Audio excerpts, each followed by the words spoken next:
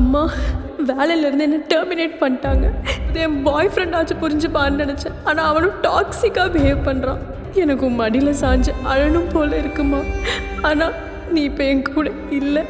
நானும் உன் கூடவே நீ இருக்கிற இடத்துக்கு வந்துடுறேம்மா. I miss you so much.